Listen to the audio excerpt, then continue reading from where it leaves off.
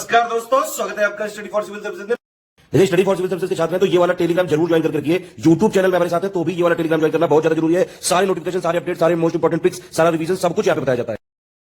दोस्तों, Indian national movement का ये पूरा सीरीज वाला क्रम लगातार चल रहा था। सीक्वेंस से हम लोग लगातार देख रहे थे कि कितने मूवमेंट होते हैं, कौन से होते हैं, किसमें किस लीडर का योगदान रहता है। अभी फिलहाल हम लोग गांधी जी के जो मूवमेंट्स हैं उनको देख रहे हैं और उनके साथ सहयोग करने वाले या उन्हें असिस्ट करने वाले कितने लोग थे, कैसा सहयोग करते हैं, ये देखा हमने। पहले नॉन कॉपरेशन मूवमेंट को देखा, उससे पहले स्वदेशी को देखा जो कि बंग भंग से जुड़ा था। उसके बाद हम देख रहे थे सिविल डिसोबीडियंस मूवमेंट को, चूंकि असहयोग वाला जो सिस्टम था, नॉन कॉपरेशन वाला, वो खत्म होता है तो उसके बाद एक बीच में गैप आता है। फिर 1930 में एक नमक यात्रा शुरू हो जाती है, दांडी मार्च, और उसके बाद शुरू होता है सविनय अवज्ञा यानी सिविल डिसोबीडियंस।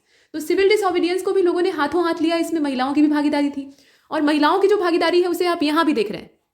देखिए, शांति और सुनीति चौधरी, ये दो महिलाएं हैं और ये असिस्नेट करती हैं डिस्ट्रिक्ट मजिस्ट्रेट जो टिपेरा का है उसे, और उसका नाम था स्टीवन, मतलब मार डालती हैं।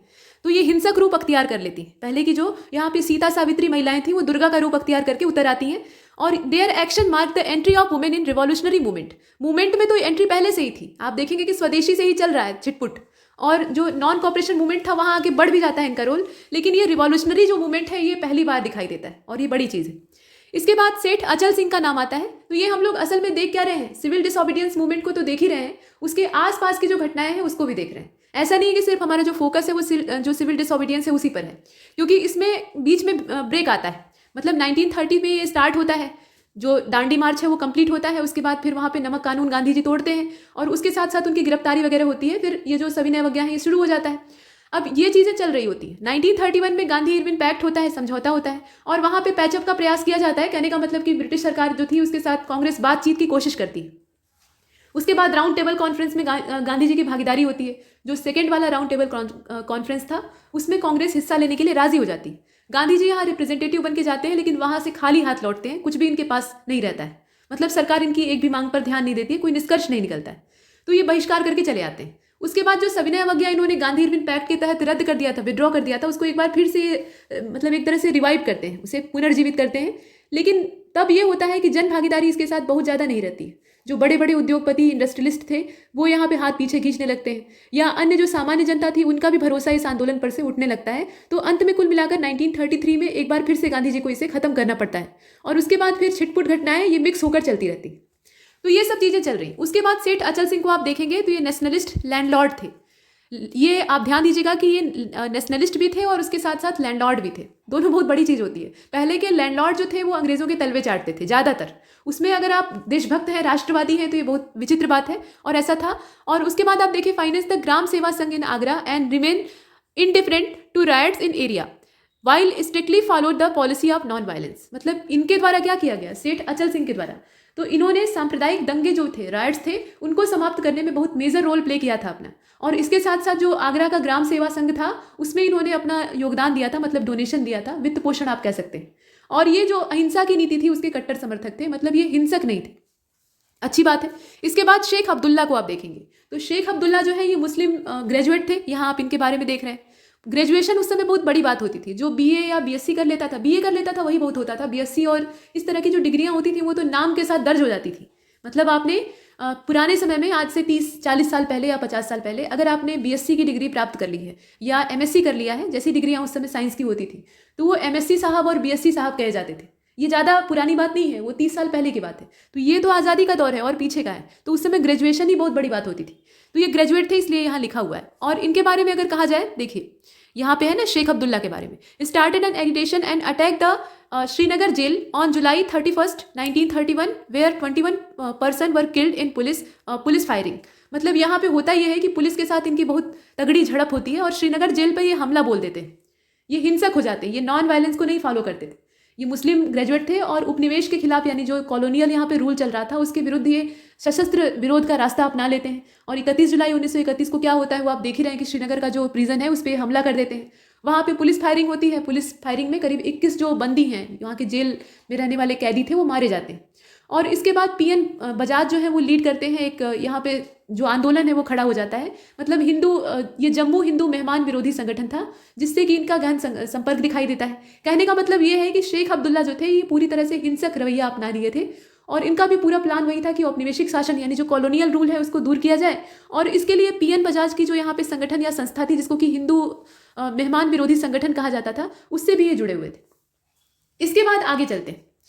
इसमें आप अगले जो क्रांतिकारी हैं उन्हें देखेंगे तो शेख अब्दुल्ला के ठीक नीचे आपको मोहम्मद यासीन खान दिखाई दे रहे हैं, जो कि एक मुस्लिम लीडर थे और पंजाब क्षेत्र से ये अपना काम कर रहे थे। इन्होंने जो मियाज थे उनको ऑर्गेनाइज करने का काम किया। अब ये मियाँ क्या होते थे? ये मियाज या मियाँ लिखा हुआ है तो इसका मतलब क्या है? ये सेमी ट्राइबल पीजेंट्स होते थे, पीजेंट्स कम्युनिटी होती थी जो कि इस्लाम में विश्वास करती थी। इस्लाम को ये लोग एक्सेप्ट कर चुके थे या इसमें नहीं किया था, इसके बारे में कुछ कंफर्म नहीं है, लेकिन ये इस्लाम के जितने भी रूल्स होते थे उनको फॉलो करते थे, उसमें भरोसा करते थे। तो इस प्रकार के जो लोग होते थे और ये किसान होते थे, मतलब ये खेतीहर किसान थे और इनके अच्छे खासे खेत होते थे, तो इन्हें मियाँ कहा जाता था। तो इनके सपोर्ट में ये अपना आंदोलन चलाते हैं टू प्रोटेस्ट अगेंस्ट महाराजा जय सिंह सवाई। मतलब यहाँ पे जो विरोध हो रहा था वो किसके खिलाफ हो रहा था वो दिया हुआ है, और ये विरोध किसका है तो मोहम्मद यासीन खान का है। जो लीडर है उनका नाम आपको याद रखना ही रखना है। तो ये जो विरोध था ये महाराजा जो जय सिंह सवाई थे उनके द्वारा लगान में पहले से ही रेवेन्यू जो था उसको बढ़ा दिया जाता है, तो उसके खिलाफ था। साथ ही साथ बेगार करवाई जाती है। बेगार का मतलब क्या है कि आप उससे मजदूरी करवा ले रहे हैं, काम करवा ले रहे हैं और बदले में मेहनताना जो तनख्वाह होती है वो नहीं दे रहे हैं, तो इसको बेगारी कहा जाता है। तो ऐसी बेगारी वहाँ की जो मुस्लिम होते थे, मियाज होते थे, उनसे करवा ली जाती थी, बदले में कुछ नहीं मिलता था।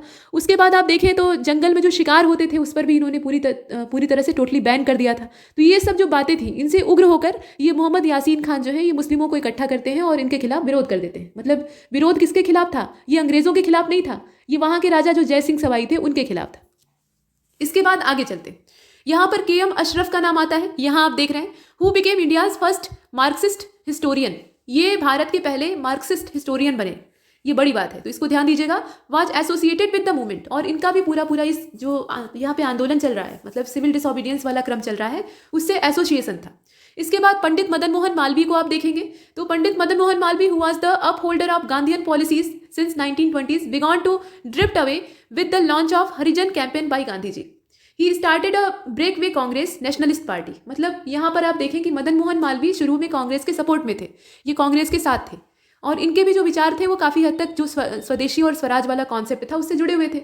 लेकिन जब गांधी जी यहाँ पर हरिजनों के साथ अपना जो योगदान है उसको शुरू कर देते हैं, पहले से ही उन्होंने कह दिया था कि अनटचेबिलिटी जो है वो एकदम घृणित पाप है, और उसी के चलते ये अछूतोद्धार और हरिजन सेवा वाला जो कार्यक्रम है वो शुरू करते हैं।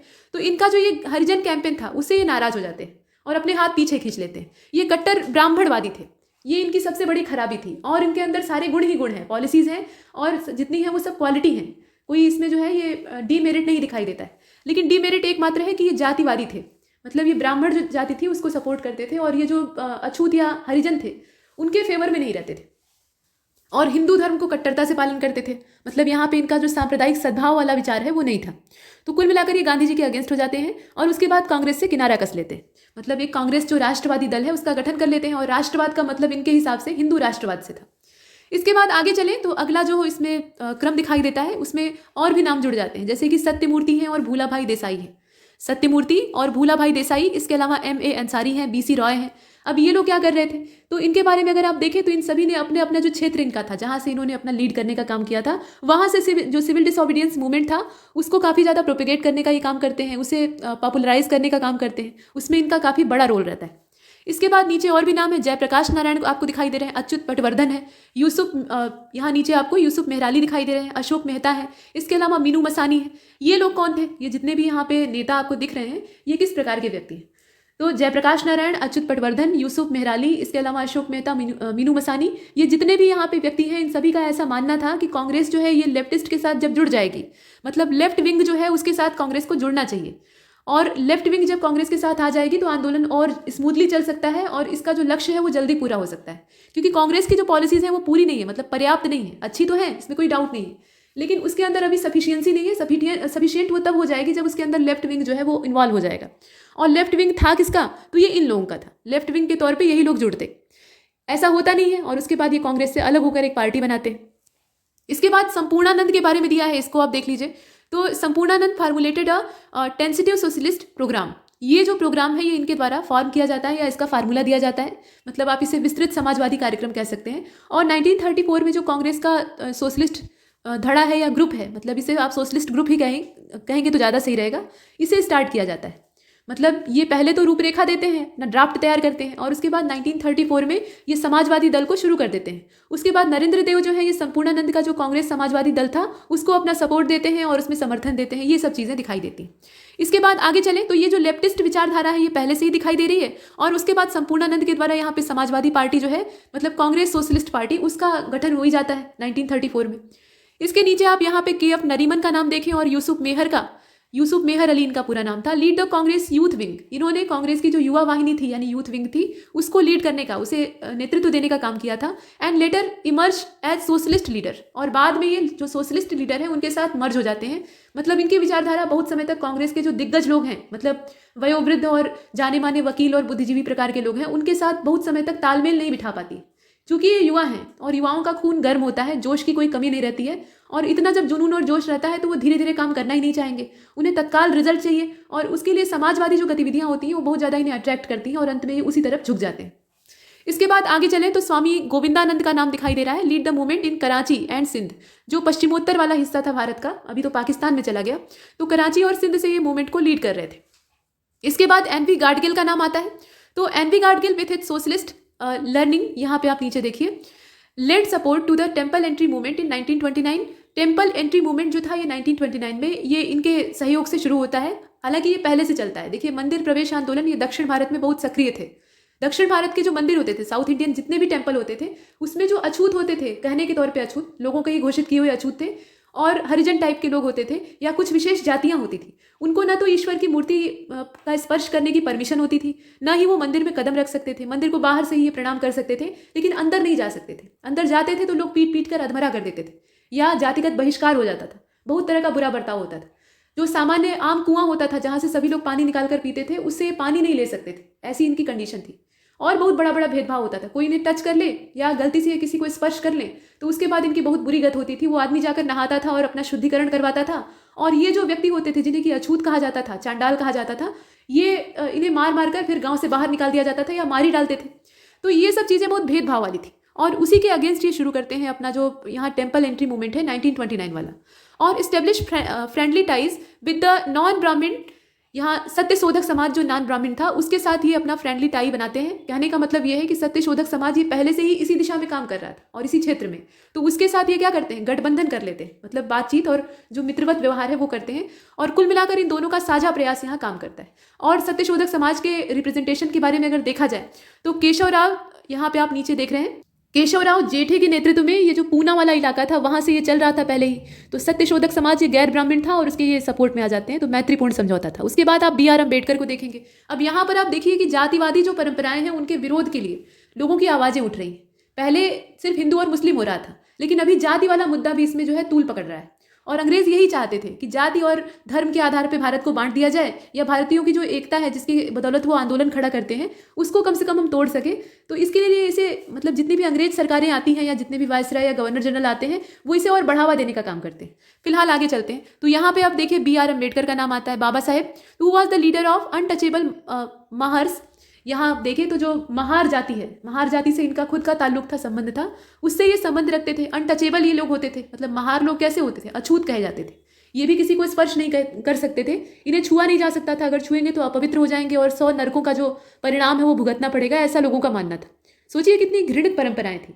और अम्बेडकर जी के साथ भी उनके बचपन में बहुत बड़ा भेदभाव होता है, मतलब स्कूल से लेकर उनका जो सामाजिक जीवन, परिवार रहता है, वहाँ तक वो सिर्फ और सिर्फ शोषण देखते हैं और लोगों की घृणा देखते हैं, और यही घृणा उनके दिमाग में नफरत बनकर बैठ जाती है। पढ़ते लिखते हैं बाद में, और उसके बाद प्रयास करते हैं कि जो उनकी कम्युनिटी है या जो कम से कम नीचे के तबके हैं उनका उत्थान हो सके, और इनके प्रयास रंग लाते हैं, और उसके बाद जो दलित वर्ग है उसका उत्थान होता है। हालांकि सिर्फ इनका अकेला प्रयास नहीं था, लेकिन उन्होंने बहुत बड़ा योगदान दिया था। बाद में ये संविधान में अपने नियम कायदों को शामिल करते हैं, तो उससे संविधान के जो प्रावधान है वो भी दलित वर्ग या जो शोषित वर्ग है उसके लिए काफ़ी मित्रवत है, ये आप जानते ही हैं। तो अम्बेडकर का बड़ा योगदान था, लेकिन उनकी एक कमी थी कि ये राष्ट्रवादी जो आंदोलन इस समय चल रहा था समानांतर रूप से, उसे सपोर्ट नहीं कर रहे थे। उसमें ये अपनी ही मांग या अपनी ही जो विचारधारा है उसको लेकर बैठे हुए थे, और बीच में इनकी टांग अड़ाने का जो सिस्टम है वो दिखाई देता है। इन्होंने अछूतोद्धार या जो दलित उत्थान है उसके लिए बहुत प्रशंसनीय काम किया, और उसके लिए काबिले तारीफ है, इन्हें हमेशा याद किया जाना चाहिए। लेकिन जहाँ पर इन्होंने टांग अड़ाने का काम किया वो ठीक नहीं था। अब इसमें दोष दोनों का था, कांग्रेस का भी था और अम्बेडकर का भी था। ऐसा नहीं कि कांग्रेस या गांधी जी यहाँ पे दूध के धुले थे, लेकिन दोनों को यहाँ साझा अपनी मैत्री स्थापित करनी चाहिए थी और वो नहीं हो पाती है। तो उसके बाद फिर वही पूना पैक्ट होता है और पंचाट होता है, पता नहीं कौन कौन सी जो बुराइयां हैं वो आ जाती। और अंग्रेज दूर बैठकर तमाशा देख रहे थे, भिड़ाने वाला काम उन्हीं का था और वो दूर से तमाशबीन बने थे। फिलहाल देखते हैं तो यहाँ आप देखें तो राउंड टेबल कॉन्फ्रेंस जो है उसको ये अटेंड करते हैं 1930 में। मतलब कोई नहीं जाता है भारत की ओर से, जो राष्ट्रवादी नेता है वो पीछे हाथ खींच लेते हैं, लेकिन अम्बेडकर जी वहाँ पे जाते हैं 1930 में। तो इसका मतलब क्या है कि वो भारत के जितने भी प्रतिनिधि वर्ग हैं उनसे अलग होकर वहाँ पे राउंड टेबल कॉन्फ्रेंस में भाग लेने के लिए जा रहे हैं।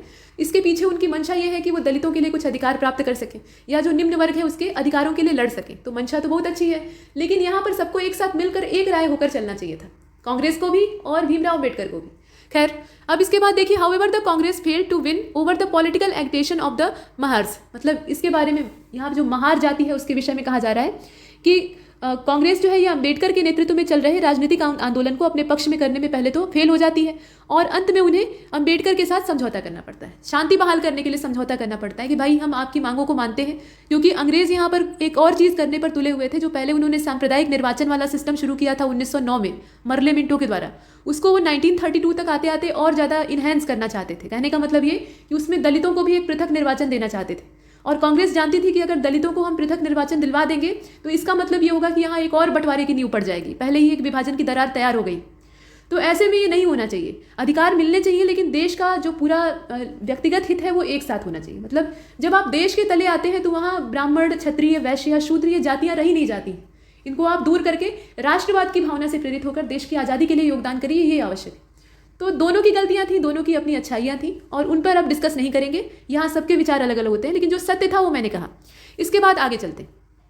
देखिए यहाँ पे और भी जो व्यक्ति हैं उनके नाम दिखाई दे रहे हैं। तो ये गोपाल बंधु चौधरी हैं और इनका अगर देखा जाए, मतलब इनके बारे में देखें तो popularise the movement in Odisha and lead the salt satyagraha in the coastal area of Balasore.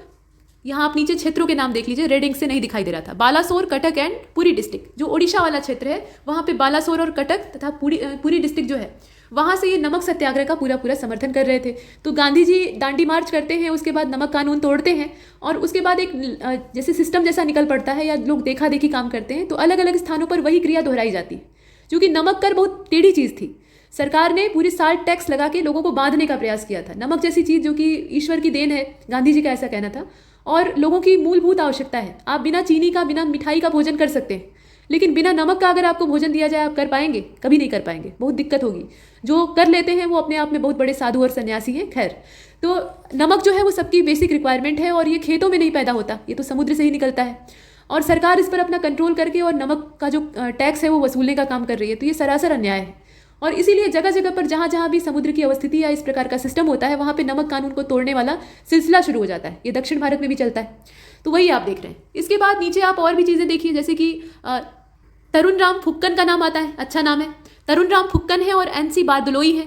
ये दोनों व्यक्ति क्या कर रहे थे, तो इनके बारे में देखा जाए तो ये कांग्रेसी लीडर थे, ये तो आप जानते ही हैं, और इन्होंने जो असम वाला क्षेत्र था वहाँ से मूवमेंट को अपने फेवर में करने का काम किया।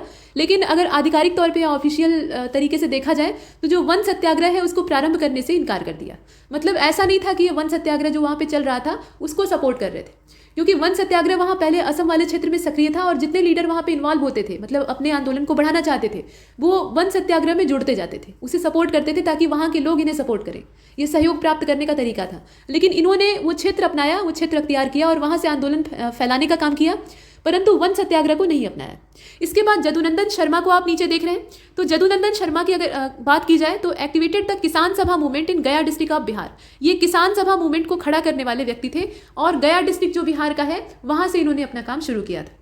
तो किसान सभा, इसके अलावा मजदूर सभा, इस प्रकार की संगठन और सभाएं खड़ी होने लगती हैं। कुल मिलाकर 1930 के बाद स्थितियाँ और तेजी से बदलने लगती हैं। बदलाव तो सन 1905 के बाद से ही हो रहा है और तेज रफ्तार में हो रहा है, लेकिन इसके बाद गतिविधियाँ बहुत तेज हो जाती हैं, क्योंकि इसके बाद आप देखेंगे कि जो सेकेंड वर्ल्ड वॉर है उसकी आहटें शुरू हो जाती। शुरू नहीं होता है, शुरू तो 1939 के आसपास होता है, लेकिन यहाँ से आहटें स्टार्ट हो जाती है। तो विश्व भी अशांत हो रहा था, विश्व में तनाव खिंच रहा था, जो तलवारें हैं वो तनी हुई थी, कभी भी हमला हो सकता था। तो इसके बाद का जो पूरा घटनाक्रम है वो बहुत तेजी से बदलता है। बाहर से ब्रिटिश जो सरकार थी उसके ऊपर दबाव बढ़ रहा था और अंदर के जो लोग थे वो डर रहे थे कि बाहर से हमला ना हो जाए या हमें ही जबरदस्ती उस युद्ध में झोंक ना दिया जाए, जैसे कि फर्स्ट वर्ल्ड वॉर में किया गया था। तो ये सब जो असंतोष है ये सामने आएगा अभी कुछ देर में। अब इसके बाद देखिए आगे, तो यहाँ पे जो ये तरुण राम फूकन है और एनसी बारदोलोई है, ये लोग कांग्रेस के लीडर थे, इनके बारे में हमने देखा। इसके बाद जदुनंदन शर्मा के बारे में हमने देखा कि किसान सभा मूवमेंट को ये स्टार्ट करते हैं गया डिस्ट्रिक्ट से। इसके नीचे आप यहाँ पे देखिए, ये अगले व्यक्तित्व हैं और इनका नाम है दुग्गीराला बालाराम कृष्णैया। अच्छा नाम है ना, दुग्गीराला बालाराम कृष्णैया। और इन्होंने 1931 में जो आंध्र का क्षेत्र था या आंध्र रीजन था, वहाँ का जो कोस्टल एरिया है, वहाँ पे कृष्णा जिले में, कृष्णा डिस्ट्रिक्ट में लगान विरोधी आंदोलन को शुरू किया था। मतलब रेवेन्यू जो लोग लेते थे या टैक्स लेते थे, उसको इन्होंने पूरी तरह से रिजेक्ट कर दिया और उसके एवज में मूवमेंट स्टार्ट किया। और तेलुगु लैंग्वेज में ये गांधी गीता नाम की जो पुस्तक है, मतलब बुक है, उसको लिखते हैं गांधी गीता। इसमें गांधी जी और जो गीता है, श्रीमद् भगवद गीता, उसके मिले जुले सिद्धांतों का पूरा समावेश था और ये तेलुगु भाषा में लिखी गई थी। तो जितनी साउथ इंडियन लैंग्वेजेस हैं उसमें तेलुगु सबसे मधुर और अच्छी भाषा है। वैसे तो सभी अच्छी हैं, और साउथ की जो लैंग्वेज है उनकी एक विशेषता होती है कि वो संस्कृत के ज़्यादा नज़दीक होती है, संस्कृत को ही ज़्यादा सपोर्ट भी करती हैं। तो ऐसे में संस्कृत के मूल शब्द इसमें दिखाई देते हैं, लेकिन आप देखें कन्नड़ और तेलुगु को आप कंपेयर कर लीजिए, कन्नड़ में कड़ापन दिखाई देता है, मतलब उतना मुलायमियत नहीं है, और तेलुगु जो है बड़ी ही मधुर भाषा है। कभी इसको पढ़कर या बोलकर देखिएगा। इसके बाद आगे चलें तो इसमें अगर देखा जाए तो दुग्गीराला बालाकृष्ण कृष्णैया जो है, ये तेलुगु भाषा में पुस्तक लिखते हैं और इससे इस क्षेत्र के लोग जो हैं ये राष्ट्रवादी भावनाओं से परिचित होते हैं और उसमें ये अपना मेजर रोल प्ले कर ही रहे हैं। मतलब धर्म के आधार पर लोगों को जोड़ रहे हैं, फिर गांधीयन फिलासफी से परिचित करा रहे हैं। इसके बाद आगे चलें तो एन.बी. राम नायडू और एन.सी. रंगा का नाम आता है। यहाँ पे आप देखिए, ये है एन.बी. राम नायडू और एन.सी. रंगा, ठीक है। ये एन.जी. रंगा नहीं है, एन.जी. रंगा दूसरे थे, ये एन.सी. रंगा है। और इनके बारे में कहा गया कि ऑर्गेनाइज अ फॉरेस्ट सत्याग्रह, जैसे वन सत्याग्रह आपने देखा ना, वही चीज़ है। तो ये फॉरेस्ट सत्याग्रह ये शुरू करते हैं और कहाँ पे, तो वेंकटगिरी स्टेट जो है नेल्लोर की, वहाँ पे 1931 में इसे स्टार्ट करते हैं। तो वन सत्याग्रह जगह जगह पे चलते रहते हैं, जैसे असम वाले क्षेत्र में चल रहा था, वैसे ये साउथ इंडिया में जो वेंकटगिरी स्टेट है नेल्लोर का, वहाँ पे चलाते हैं। इसके बाद ए.के. गोपालन का नाम दिखाई दे रहा है। तो ये स्कूल टीचर थे, was popular activist at Guruvayur वाला जो क्षेत्र है, वहाँ पे एक एक्टिविस्ट के तौर पे दिखाई दे रहे थे।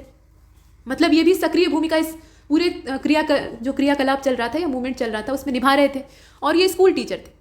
इसके बाद आप देखें तो letter became Kerala's most popular communist peasant leader. और बाद में क्या होता है कि ये पढ़ाई जो शिक्षा देने वाला काम है उसको छोड़कर यहाँ लोगों को एकजुट करके उपदेश देने लगते हैं, और इसके बाद ये जो यहाँ के पॉपुलर कम्युनिस्ट पीजेंट लीडर हैं उसके तौर पे उभरते हैं। मतलब यहाँ के पीजेंट्स के अधिकारों के लिए लड़ना शुरू कर देते हैं। तो कुल मिलाकर ये भी भारतीय राष्ट्रीय आंदोलन को सपोर्ट कर रहे थे। इसके बाद मन्नू गौड़ और यहाँ पे चित्तू कोरकू का नाम आता है, ये नीचे आप देख रहे हैं, ये देख लीजिए। और इनके बारे में कहा गया कि offered forest Satyagraha in Betul and central provinces, मतलब जो सेंट्रल प्रोविंस का बैतूल वाला क्षेत्र है वहाँ पे फॉरेस्ट सत्याग्रह को इन्होंने शुरू करने का काम किया। उसके बाद नीचे मौलाना भसानी का नाम आपको दिखाई दे रहा है। ऑर्गेनाइज ए लार्ज प्रजा सम्मेलन, इन्होंने क्या किया, इनके बारे में अगर आप देखें तो इन्होंने एक बड़ा जो प्रजा सम्मेलन है उसको ऑर्गेनाइज किया, और इनका जो क्षेत्र था उसके बारे में देखा जाए तो ये सिराजगंज नाम का क्षेत्र है।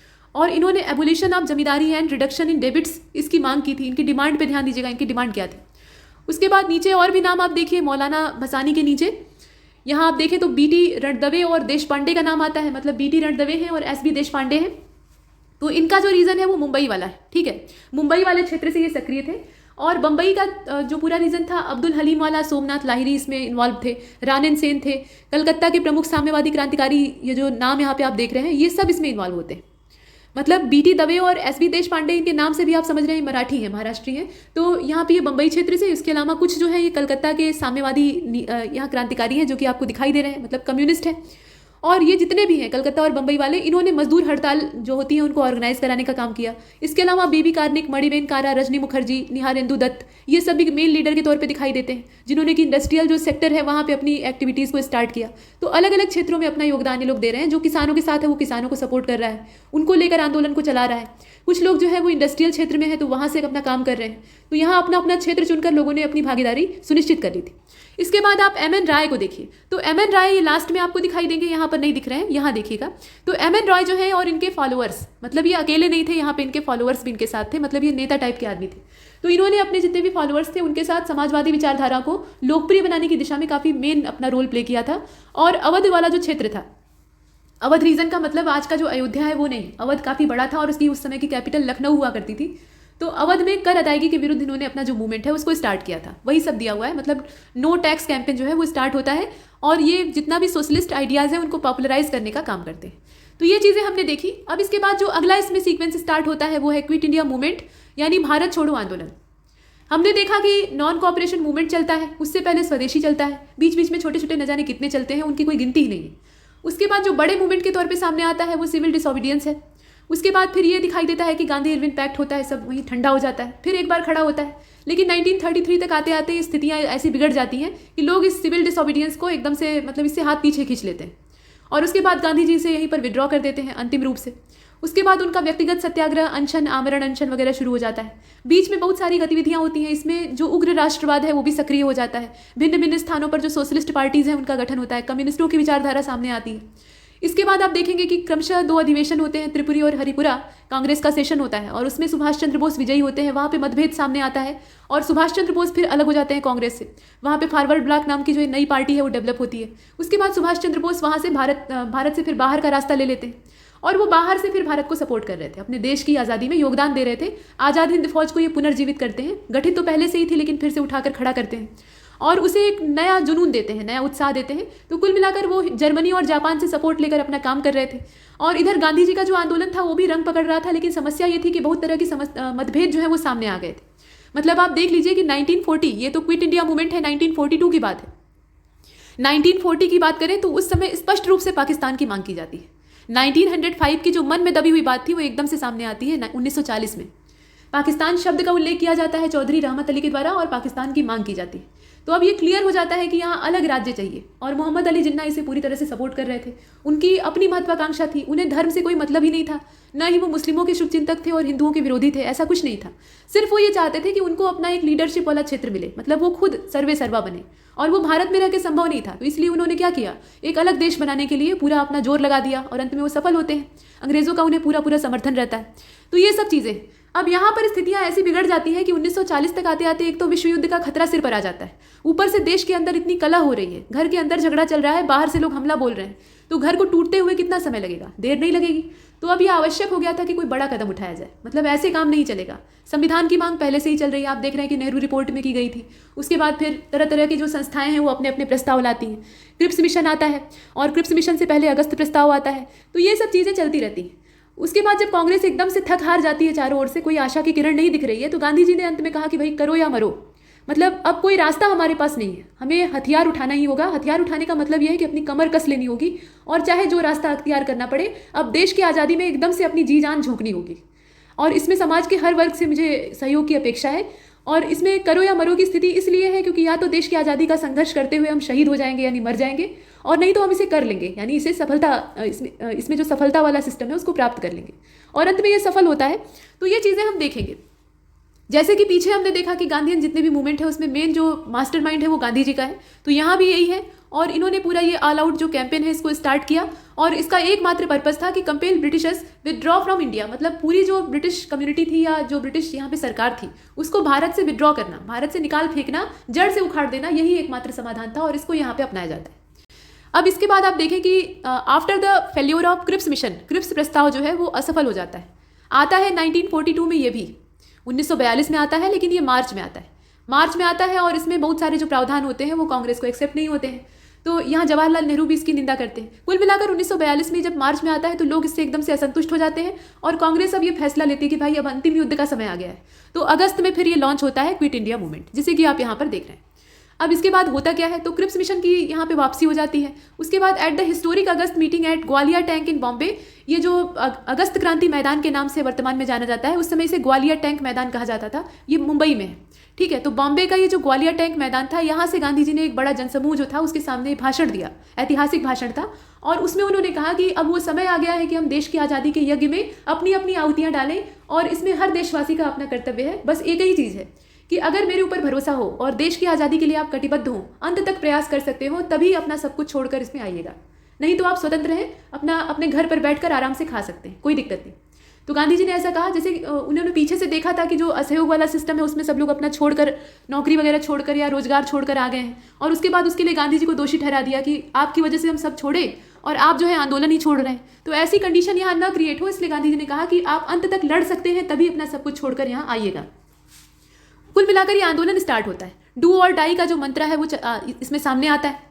आप देख रहे हैं कि नॉन वायलेंस की इनकी पॉलिसी थी, लेकिन यहाँ पर ये भी हिंसा की बात करने लगे क्योंकि दोनों रास्तों को चलाना आवश्यक था, मतलब सिर्फ अहिंसा पर चलकर नहीं मिल सकता था। इसलिए He was arrested on August 9, 1942. He undertook a 21-day fast in February 1943 to protest against the government action against Indian involved in the movement.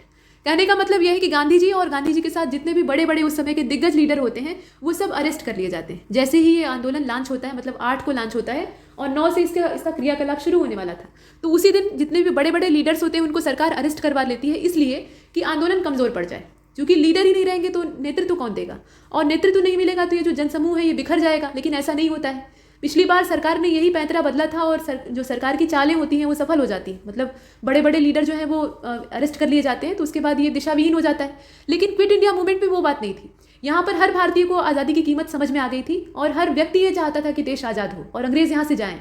तो इसलिए जैसे ही गांधी जी गिरफ्तार होते हैं, उनके नीचे वाले लेवल के जो कार्यकर्ता थे वो यहाँ कमान संभाल लेते हैं। कुछ लोग अंडरग्राउंड हो जाते हैं ताकि वो गिरफ्तार ही ना हो पाएँ, और अंदर से अपना जो डायरेक्शन है वो लोगों को देते रहते हैं और लोग उस हिसाब से काम करते हैं।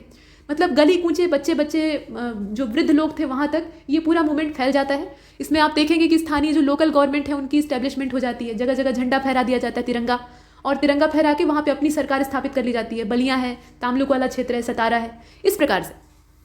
तो यहाँ आपने देखा कि जो फरवरी वाला समय था 1943 का, उसमें गांधी जी 21 दिन का उपवास रखते हैं, और ये इस विरोध में था कि सरकार जो इसमें आंदोलन में भाग लेने वाले सेनानी है उनके साथ बहुत बुरा बर्ताव कर रही है, उन्हें अरेस्ट करके जेल में ठूस रही है। और नौबत ये आ गई थी कि गिरफ्तारियां इतने बड़े पैमाने पर हुई थी कि जेलें भर गई थी, रखने की जगह नहीं बची थी। इसके बाद Jayaprakash Narayan was the member of Congress socialist group. ये आपने पीछे देखा कि 1934 में सोशलिस्ट पार्टी जो है वो इस्टेब्लिश होती, तो ये उसके मेंबर थे। मेंबर क्या, लीडर थे, and play a prominent role in the movement. और इन्होंने ये जो मूवमेंट था इसमें प्रोमिनिएंट रोल अपना प्ले किया था। मतलब ये और इनकी जो पत्नी थी प्रभावती देवी, ये दोनों सक्रिय रूप से योगदान दे रहे थे। और प्रभावती देवी ये गांधी जी की जो विचारधारा थी उससे बहुत ज़्यादा प्रभावित थी। और जब जयप्रकाश नारायण जेल में होते थे तो उस समय प्रभावती देवी जो थी ये गांधी आश्रम, मतलब गांधी जी का जो यहाँ पे साबरमती आश्रम था जहाँ भी वो रहते थे उनके साथ रहती थी। कस्तूरबा और गांधी जी के साथ इनका बड़ा ही अच्छा संबंध था। और गांधी जी के सिद्धांतों पर अमल करते हुए ये ब्रह्मचर्य की दीक्षा ले डालती, मतलब आजीवन ब्रह्मचारिणी रहेंगी इसका संकल्प ले लेती, और ये विवाहित रहती हैं। तो पति की आज्ञा माने बिना या पति से पूछे बिना ये ब्रह्मचर्य की जो दीक्षा है या संकल्प है उसको लेती हैं। गांधी जी ने रोकते हैं कि ऐसा मत करो, लेकिन ये कहती है कि मेरे पति का निर्णय वही है जो मेरा निर्णय है। अंत में जयप्रकाश नारायण अपनी पत्नी के इस फैसले को पूरी तरह से तवज्जो देते हैं, सपोर्ट देते हैं। और जयप्रकाश नारायण का विरोध भी काफ़ी उग्र हुआ करता था। मतलब इन्हें इतना ज़्यादा ये उग्र विरोध करते थे कि अंग्रेज सरकार इन्हें बर्फ़ की सिल्लियों पर बैठा देती थी। बर्फ़ की बड़ी बड़ी चादरें होती थी और उस पर इन्हें बैठा दिया जाता था। अब आप सोचेंगे कि ऐसा क्यों किया जाता था, तो ऐसा इसलिए किया जाता था क्योंकि ये सियाटिका के पेशेंट थे। और सियाटिका जो है ये नसों का रोग होता है, कमर की जो नसें होती हैं वो इसमें काफ़ी ज़्यादा सेंसिटिव हो जाती हैं। जरा सा ठंडक मिली या चोट पहुंची तो वो एकदम से दर्द करने लगेंगी और आदमी अपाहिज हो जाएगा एकाएक। तो इन्हें बड़ा कष्ट होता था, लेकिन तब भी ये अपनी मांग पर अड़े रहते थे। तो इस प्रकार के जुझारू योद्धा थे। ये सब जो सहयोग है वो आप देख रहे हैं। इसके बाद नीचे आप देख रहे हैं राम मनोहर लोहिया का नाम आता है। इसके अलावा अरुणा आसफ अली है। अरुणा आसफ अली के अलावा सुचेता कृपलानी है, छोटू भाई पुराणिक हैं, बीजू पटनायक हैं, आरपी गोयनका हैं, अच्युत पटवर्धन हैं। ये सब जो है ये लीडर्स हैं और associated with the underground movement. ये जितने भी नाम आप देख रहे हैं ना, ये भूमिगत आंदोलन में योगदान दे रहे थे। मतलब क्विट इंडिया मूवमेंट एक तो सामने से चल रहा था और एक अंडरग्राउंड तरीके से चल रहा था। तो ये लोग भूमिगत हो गए थे। इसलिए हो गए थे क्योंकि सरकार इन्हें गिरफ्तार न कर ले। अगर ये भी गिरफ्तार हो जाते तो दिशा कौन दिखाता, इसलिए ये अंडरग्राउंड होकर अपना काम कर रहे थे। तो याद रखिएगा, कभी कभी क्या होता है कि जो अंडरग्राउंड मूवमेंट है उससे जुड़े हुए जो लीडर्स हैं उनके क्वेश्चन आते हैं। इसके बाद revolutionary activities in support of quit India movement. इसके बाद नीचे चित्तू पांडे का नाम आप देख रहे हैं।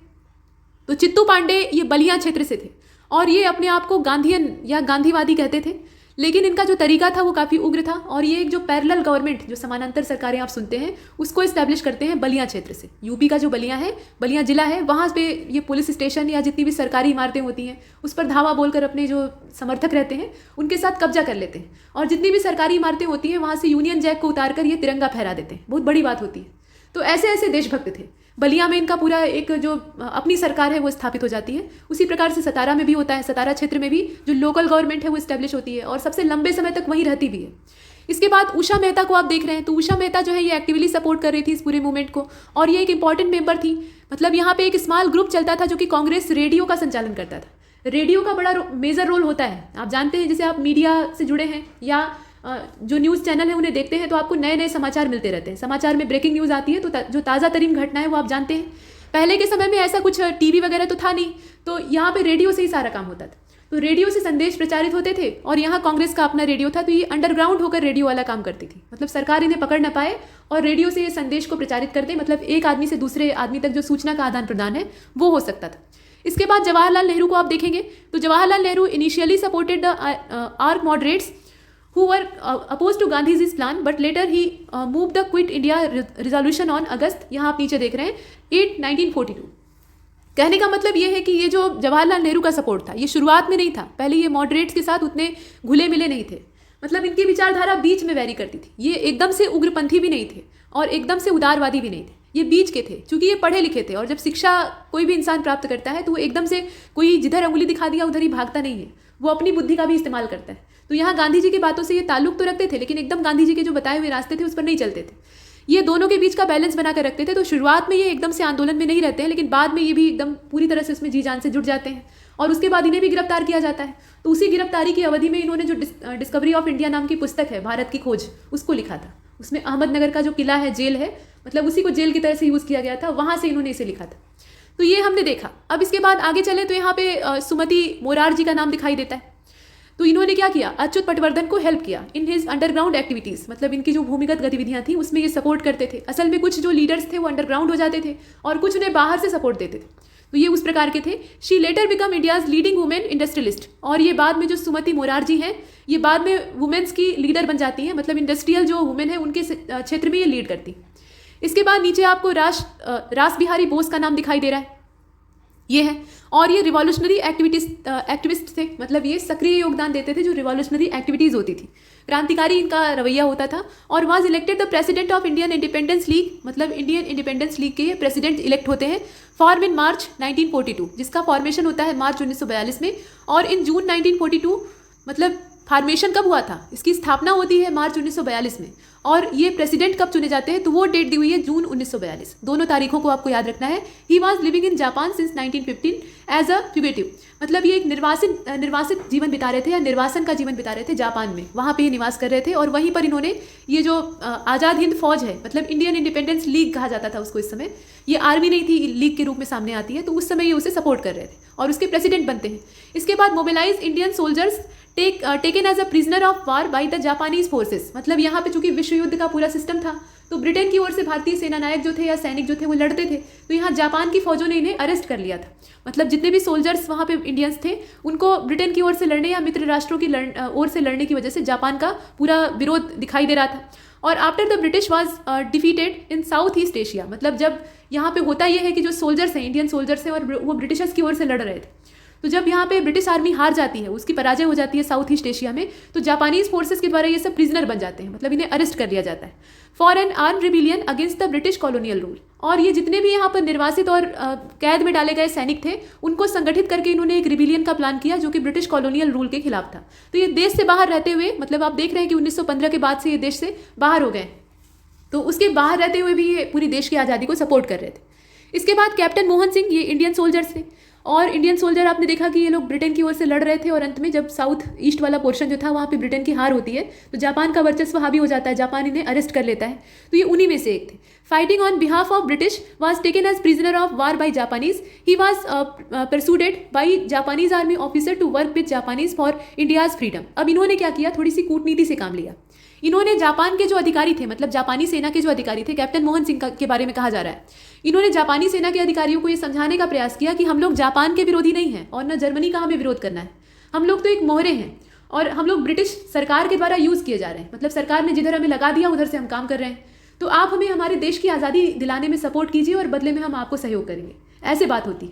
और उसके बाद क्या होता है कि जापान का पूरा सहयोग इन्हें मिल जाता है और he was appointed the commander of the Indian National army, मतलब जापानी सेना के ही सहयोग से जो आज़ाद हिंद फौज है उसका गठन होता है। और कैप्टन मोहन सिंह के दिमाग में ये पहले से ही रहता है, तो वो इसके सर्वे सर्वा बन जाते हैं, लेकिन वो इसे नई दिशा नहीं दे पाते, मतलब बन तो जाती है फौज, एक आर्मी क्रिएट हो जाती है, लेकिन अभी वो दिशा विहीन है, जापान से उसे सपोर्ट मिल रहा है। इसमें नई जान तब आती है जब सुभाष चंद्र बोस इससे आकर जुड़ते हैं। तो Subhash Chandra Bose join the Indian National Army in 1943। Subhash Chandra Bose के अंदर गजब की लीडरशिप क्वालिटी थी, मतलब वो नेतृत्व की क्षमता थी जो कि गांधी जी के अंदर थी, और इसीलिए दोनों में टकराव होता है। नेतृत्व की क्षमता एक जैसी है, समान यहाँ पे शक्ति दोनों के अंदर है, लेकिन विचारधारा अलग है और एक ही स्थान चाहिए दोनों को, तो टकराव तो होना ही है और इसीलिए दोनों में दो अलग अलग अलगाव पैदा होता है। खैर, तो यहाँ अलग चीज़ है। अब देखिए यहाँ पे इंडियन नेशनल आर्मी को ये ज्वाइन करते हैं 1943 में, मतलब इस्टेब्लिश होती है 1942 में और इसे ये ज्वाइन करते हैं 1943 में। One of his most famous declaration was तुम मुझे खून दो मैं तुम्हें आज़ादी दूंगा। बहुत ही बड़ी बात है, तुम मुझे खून दो। खून का मतलब यहाँ पे ब्लड डोनेट करने की बात नहीं हो रही है, यहाँ पे सेक्रीफाइस, बलिदान देने की बात हो रही है। तो तुम अगर बलिदान के लिए तैयार हो तो तुम्हारी आज़ादी का जो संकल्प है वो मेरा संकल्प है, मैं तुम्हें आज़ादी दूंगा, लेकिन बशर्ते मुझे बलिदान चाहिए और बलिदान इन्हें मिलता है। मतलब इंडियन नेशनल आर्मी जो होती है वो जी जान से नेताजी के पीछे चलती है। नेताजी के रूप में उन्हें एक जादुई नेता मिल जाता है, व्यक्तित्व मिल जाता है और ये व्यक्तित्व इतना चमत्कारी रहता है कि इससे हिटलर तक प्रभावित हो जाता है। हिटलर बहुत बड़ा तानाशाह था, वो खुद योग्य था और उसके अंदर राष्ट्रवादी भावनाएं कूट कूट कर भरी हुई थी। जब वो पहले विश्व युद्ध में देखता है कि उसके देश, उसकी मातृभूमि जर्मनी का अपमान हो रहा है और ब्रिटेन उसको अपने जूतों तले कुचलना चाहता है, या जो मित्र राष्ट्र है उसे दबाना चाहते हैं, सिर्फ ब्रिटेन ही उसमें नहीं था, तो ये एकदम से बौखला जाता है और वर्साय की संधि की जो अपमानजनक स्थितियां होती हैं उससे उसका बदला लेने के लिए यहाँ पे एकदम हिंसक रुख अख्तियार कर लेता है और इसकी जो कुंठा है वो एक तानाशाह के रूप में सामने आती है। तो इसमें हिटलर का बहुत बड़ा दोष नहीं था, हिटलर को बनाने वाले अमेरिका या जो मित्र राष्ट्र थे वही थे। खैर, तो यहाँ पे अगर देखा जाए तो सुभाष चंद्र बोस जो है ये नारा देते हैं, तुम मुझे खून दो मैं तुम्हें आज़ादी दूंगा, मतलब you give me blood I will give you freedom. और इसके बाद आईएनए जो है ये एक सिग्निफिकेंट रोल प्ले करती है इंडिपेंडेंस का जो स्ट्रगल होता है उसके अंदर, और इसमें लीडरशिप रहती है नेताजी सुभाष चंद्र बोस की। तो यहाँ तक हमने ये जो पूरा सिस्टम है इसे देखा। अभी हमें देखना है चक्रवर्ती राजगोपालाचारी और भूलाभाई देसाई का रोल, ये किस प्रकार के व्यक्ति थे, इनका किस धड़े से संबंध था, और उसके अलावा हम केजी मरशूवाला को देखेंगे। और भी बहुत सारे क्रांतिकारी हैं जो कि क्विट इंडिया मूवमेंट या समकालीन जो गतिविधियाँ थी, अब यहाँ पे जो आईएनए आप देख रहे हैं वो क्विट इंडिया मूवमेंट से नहीं अटैच है, लेकिन देश की उस समय की जो गतिविधियां थी उसमें सपोर्ट दे रहा था, देश की आज़ादी में सपोर्ट दे रहा था, समय वही है। तो एक समय की जितनी भी घटनाएं हैं उनको हम एक साथ देखेंगे, लेकिन इसमें इतना ही, और तब तक के लिए नमस्कार।